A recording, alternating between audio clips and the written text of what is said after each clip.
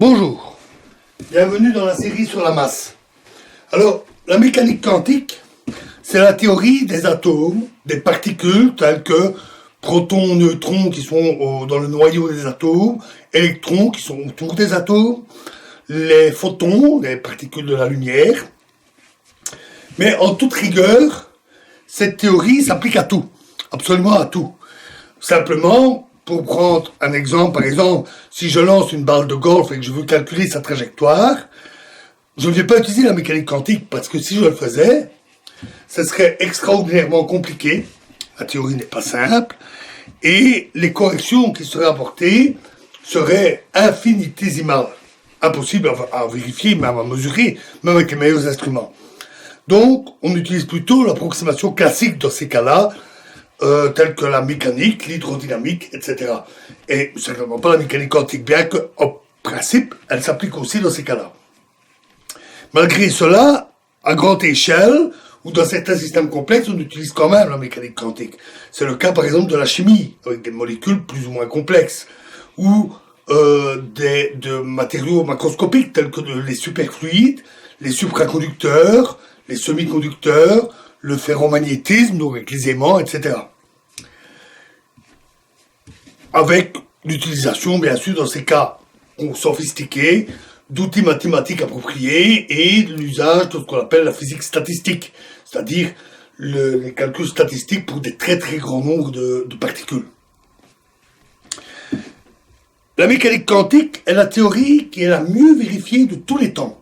Elle a été vérifiée avec une précision diabolique en physique des particules, et elle explique presque tout, sauf ce qui concerne la gravité. La gravité est actuellement exclue de la mécanique quantique parce que nous n'avons pas encore trouvé la théorie qui permettrait de marier les deux. Ainsi, elle explique les atomes, les molécules, le magnétisme, le laser, le comportement électronique des semi-conducteurs, etc., etc., etc. La liste est très très longue en fait. Donc on ne va pas voir toute la mécanique quantique, ça en prendrait un nombre considérable de vidéos. On ne va voir que les bases, juste les bases. La théorie est extrêmement vaste et complexe. Et on ne verra même pas la plupart des caractères étranges de la mécanique quantique. C'est intéressant, bien sûr, mais simplement, c'est pas lui ici. Ici, on a juste besoin des bases pour pouvoir parler de la masse. Après cette présentation. Alors, les particules, en physique quantique, des particules telles que les électrons, une représentation typique est sous la forme d'une onde. Un peu comme les vagues, par exemple. Alors ça peut paraître très contre-intuitif. La plupart des profanes, des néophytes, se représentent les particules, comme les électrons, plutôt comme des petites billes. Et rien de plus faux. Les particules n'ont pas du tout un aspect corpusculaire. Les ondes, classiques en tout cas, ne sont qu'une approximation. Il y a des défauts, nous reviendrons sur ce point. Ce n'est pas parfait, mais en tout cas, c'est déjà une meilleure image de la réalité physique que sont les particules. Donc commençons par ça. Alors, une méthode simple pour illustrer ça, c'est l'expérience de Young. Alors Young, c'est assez lointain, ce n'est pas du tout à une époque où on parlait de mécanique quantique, c'était des expériences avec de la lumière, mais c'est suffisant, mais cette expérience convient bien pour expliquer. Donc, on prend une paroi percée et une deuxième paroi avec deux trous. Et on envoie dessus des ondes. Par exemple, ce sont des vagues. Des vagues, de longues vagues qui arrivent sur la paroi. Arrivées dans cette ouverture d'une digue, par exemple, les vagues vont prendre une forme circulaire. Arriver sur les deux trous et donner deux ensembles de cercles qui vont se mélanger d'ailleurs. Et on met une cible, ici. Ici, pour des vagues, on peut prendre une plage en pente douce. Et les vagues viennent sur le sable, elles mouillent le sable sur une certaine hauteur, sur une certaine distance, ce qui permet de voir visuellement, avec le sable mouillé, la hauteur de la vague. Alors supposons que nous n'ayons qu'un seul trou ouvert, supposons que celui-ci est bouché. Dans ce cas-là, on aura juste ces ondes-là, Et là où elles seront les plus intenses, c'est juste en face du trou. Et elles seront moins intenses sur le côté. Ça formera donc une figure caractéristique, ce qu'on appelle une courbe en cloche, typiquement. Supposons maintenant qu'on ouvre les deux trous. Les vagues arrivent sur les deux côtés, et alors on observe la somme des deux. Mais on n'obtient pas juste la somme de deux bosses, on obtient un truc comme ceci. Donc, des bandes où les vagues sont hautes, faibles, ainsi de suite, et ainsi de suite. Alors, à quoi est-ce dû cela? Simplement, une vague, si on la représente de profil, est comme ceci, et si une autre vague la rencontre, comme nos deux vagues ici qui se croisent, alors la somme des deux vagues va donner une vague beaucoup plus grande. Par contre, si la vague est décalée, comme ceci, à ce moment-là, quand on a un creux dans l'une, on a une bosse dans l'autre, l'eau qui est dans la bosse va remplir le creux, et au total, on aura à peine un frémissement de l'eau. C'est ce qu'on appelle des interférences. Une interférence constructive, une interférence destructive. Et selon la distance que parcourent les vagues en venant des deux trous, on aura l'une ou l'autre situation. Ce qui donne successivement des hautes vagues, comme ici, et des faibles vagues, comme ici. Et ceci est typiquement ce qu'on appelle une figure d'interférence, qui est très caractéristique des ondes. On peut faire l'essai avec des ondes électromagnétiques, comme de la lumière, ce qu'a fait Young, et on obtient exactement le même genre de choses. Évidemment, là, c'est pas des digues, c'est des parois percées, et on va prendre par exemple une plaque photographique ou un écran pour voir la lumière sur l'écran ou sur la plaque photographique. Et connaissant la distance entre les trous, connaissant la distance à la cible, connaissant la distance entre les franges, il y a même une formule simple qui permet de calculer la longueur d'onde des ondes. Faisons l'expérience avec des corpuscules, par exemple des balles de fusil. Donc on envoie dans le trou des balles,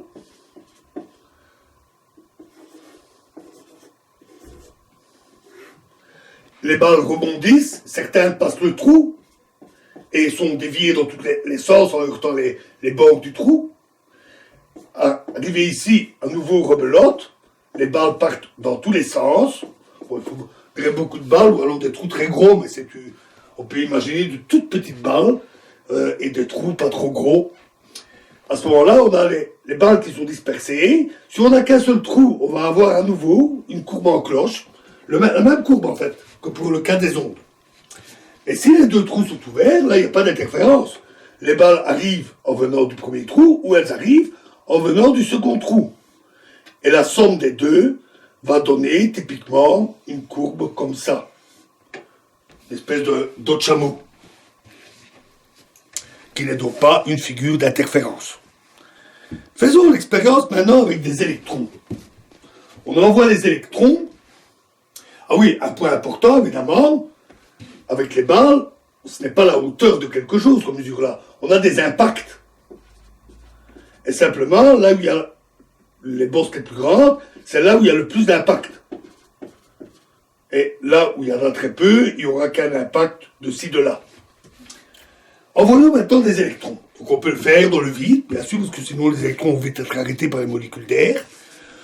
Avec un canon à électrons, c'est typiquement le fonctionnement d'un tube cathodique des anciennes télévisions, avant les écrans plats.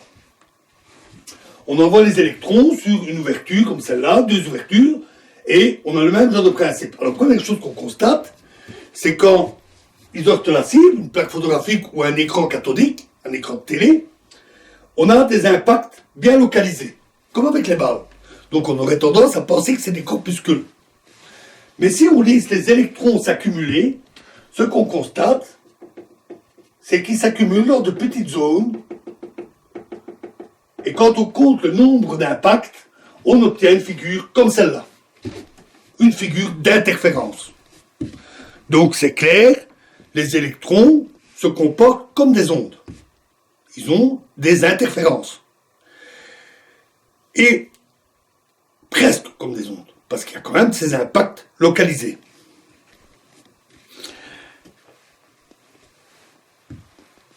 Notons qu'avec la lumière, qu'on a dit une onde électromagnétique, oui, elle est composée de photons.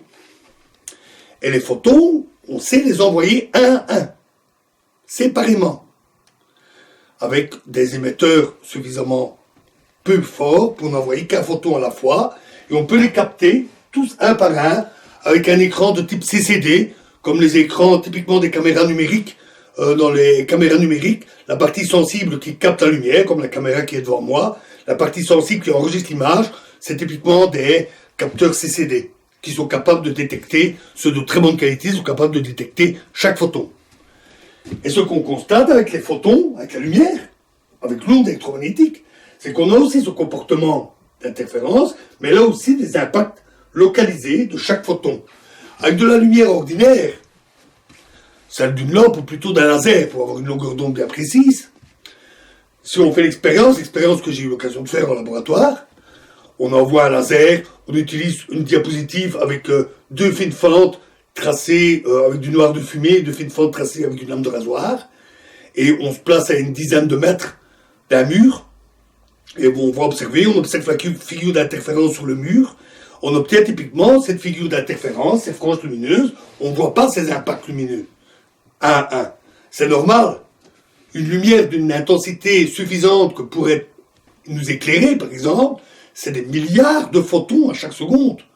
Donc simplement, on ne voit pas les impacts isolés parce qu'il y en a trop. On ne voit qu'une figure continue.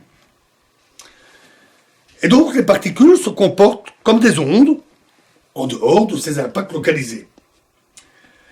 Notons que ce caractère, le côté photon, ça a été découvert par Planck et Einstein. N'entrons pas dans les détails expérimentaux et tout ça, on n'en a pas besoin. Simplement, ils ont pu déterminer que les photons obéissent à la relation E égale H nu. C'est-à-dire que l'énergie d'un photon, c'est une constante, H, appelée constante de Planck, fois la fréquence de la lumière. La fréquence de l'onde. Ce qui marie vraiment ce caractère unitaire, les impacts localisés, et le caractère ondulatoire.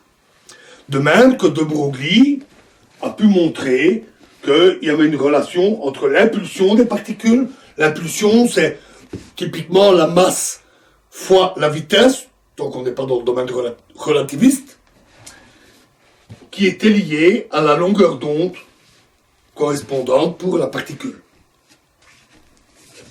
Et on a des applications de cela. Par exemple, le microscope électronique. Le microscope électronique fonctionne comme un microscope ordinaire, optique, mais avec des électrons. Donc les électrons, évidemment, on ne les regarde pas avec les yeux, on a un écran d'affichage, et les électrons sont envoyés avec un canon électronique. Ils ont une longueur d'onde bien précise. Ici, les lentilles sont réalisées avec des bobinages magnétiques, avec des bobines magnétiques, pour dévier les électrons, comme les lentilles d'un microscope optique, et les propriétés sont exactement les mêmes. Simplement, la longueur d'onde des électrons est beaucoup plus courte que celle de la lumière visible, et même des ultraviolets. Et donc, ça permet, sans trop détruire une cible, parce qu'évidemment, une lumière trop énergétique pourrait détruire, brûler la cible, les électrons ne sont pas trop énergétiques, et donc permettent d'observer des détails à l'échelle des cellules, par exemple. Des cellules ou des bactéries ou des choses comme ça.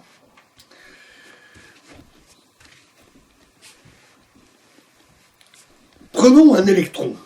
Alors un électron seul, qui serait bien localisé, comme un impact d'électron sur la cible.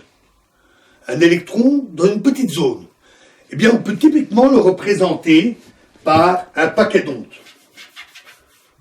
Donc, c'est une onde qui oscille de plus en plus fort et puis qui diminue. Ce paquet d'ondes, bien délimité dans le temps et dans l'espace, progresse avec une certaine vitesse, appelée vitesse de groupe, c'est pas très important ici. Et il a une certaine largeur qu'on va noter delta x. X pour la position, delta pour dire voilà, ça a une certaine largeur. Alors, quelle est la longueur d'onde d'un tel paquet? En fait, la longueur d'onde est bien définie que pour une onde sinusoïdale, c'est-à-dire une onde qui varie de manière régulière, avec toujours la même amplitude, et constante, éternelle dans le passé et le futur. Évidemment, une idéalisation. Et un tel paquet d'ondes, lui, il ne dure qu'un instant.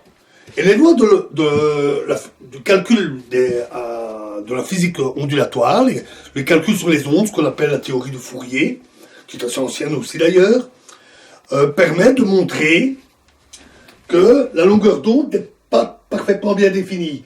Elle aussi a une certaine largeur, une certaine variabilité. Et on doit avoir delta x fois delta lambda, la longueur d'onde, est supérieure ou égale à 1. C'est une loi de l'optique, qui est bien connue d'ailleurs des opticiens. Ils savent que pour observer des détails très petits, il leur faudrait une très courte longueur d'onde. Ils connaissent ce genre de limites et de relations. Mais on a la relation d'Einstein et de de Broglie, qui relie ça aux propriétés des particules. Et donc, on en déduit, en utilisant ces relations, que delta x fois delta v, c'est-à-dire la variation de la vitesse de la particule, est supérieure ou égale, toujours supérieure ou égale à h sur 2πm. H, le constante de Planck, pi, bien sûr, la constante à 3,14, et m, la masse de la particule. Donc ça veut dire que pour une particule, on a forcément une certaine incertitude. On a une incertitude sur la vitesse, la position, ou sur la vitesse, ou les deux. Mais les incertitudes ne peuvent pas être nulles, parce que le produit est toujours supérieur à cette grandeur.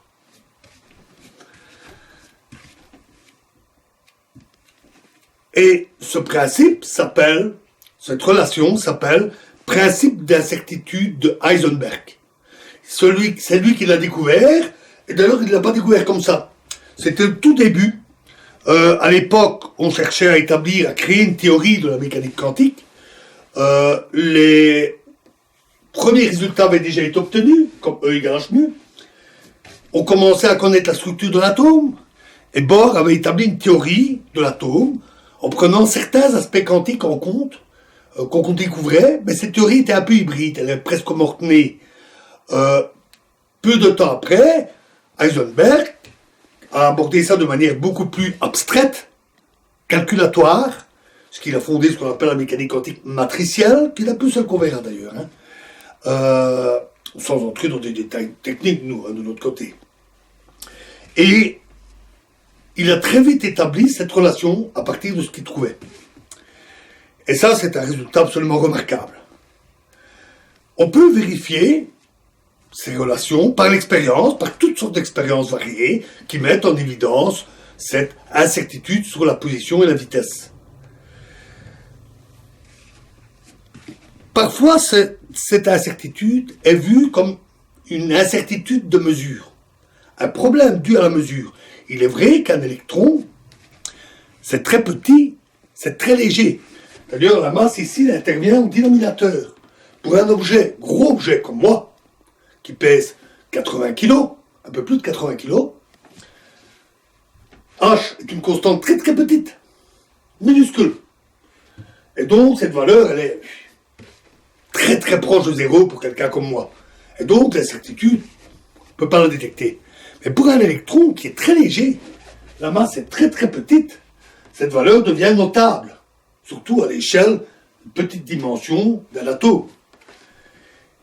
Et un électron, comme c'est très léger, quand on va le mesurer, par exemple, en lui envoyant un photon, qui a une certaine énergie, c'est comme envoyer une boule de bowling sur des quilles. Ça envoie, l'électron va dinguer. D'où cette idée d'incertitude. Et on peut le montrer comme ça, d'ailleurs. C'est lié, tout ça est lié. Mais en réalité, c'est plus profond. Ce n'est pas qu'une histoire de mesure, simplement. Parce que la particule ne peut pas avoir une position précise et une vitesse précise. En disant, je ne la mesure pas, je la laisse comme elle doit être quelque part, je ne sais pas où, mais elle doit avoir une position précise et une vitesse précise. Mais non, parce que si c'était le cas, elle n'aurait pas un comportement ondulatoire et pas d'interférence. Donc, c'est lié, c'est plus profond que la mesure, et c'est lié au caractère ondulatoire. Delta X, c'est simplement l'étalement du paquet d'ondes. Donc la position n'est pas incertaine, elle est indéterminée. La position exacte est indéterminée dans une certaine bande. C'est d'ailleurs pour ça que je préfère parler, moi de mon côté, de principe d'indétermination. Ça pourrait être moins à confusion. Notons que ces histoires de principe d'incertitude, ça a été très longtemps discuté. Les physiciens ont essayé de comprendre, d'interpréter. Ils ont énormément discuté de ça, pendant des décennies. Ça se discute encore. Et quand sur les forums scientifiques, comme sur Futura, par exemple, quand il y a des discussions sur ce sujet, ces discussions sont souvent interminables. C'est pas simple. Mais, si on admet ce caractère ondulatoire, même s'il est imparfait, si on admet ce caractère ondulatoire, mais le fait d'avoir une certaine incertitude sur la position, et ce principe d'incertitude, devient évident. Les ondes n'ont pas une position ponctuelle, elles sont étalées, les ondes. Donc, tout ça devient plus facile à comprendre, si on accepte ce caractère ondulatoire. Alors, il existe d'autres relations que celle-ci. Par exemple, une très importante, c'est soit un processus quelconque, un processus physique, qui va durer un certain temps, disons delta T, et qui a une certaine énergie. On peut imaginer, par exemple, un atome qui reçoit de l'énergie, de la lumière, a des électrons changent d'état, l'atome est alors excité avec une certaine énergie. Puis il va perdre cette énergie, revenir dans son état initial, au bout d'un certain temps, delta T, et émettre l'énergie sous forme d'un photon.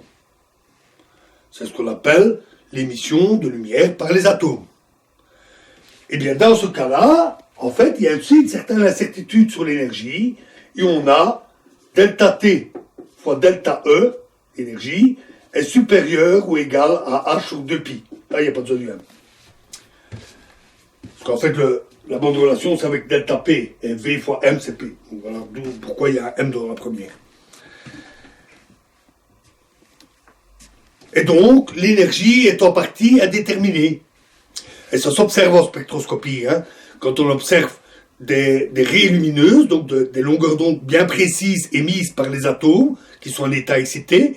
Un exemple typique, c'est la lumière émise par du sodium, comme ces lampes jaunes qu'il y a parfois sur les routes ou certains phares, avec une raie jaune-orangée extrêmement vive, de longueur d'onde très précise.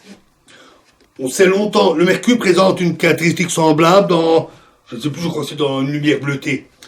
Oui, c'est une lumière bleutée. Et pendant très longtemps, avant l'invention du laser, quand on avait besoin de lumière avec une longueur d'onde bien précise, on utilisait typiquement des lampes au sodium ou des lampes au mercure.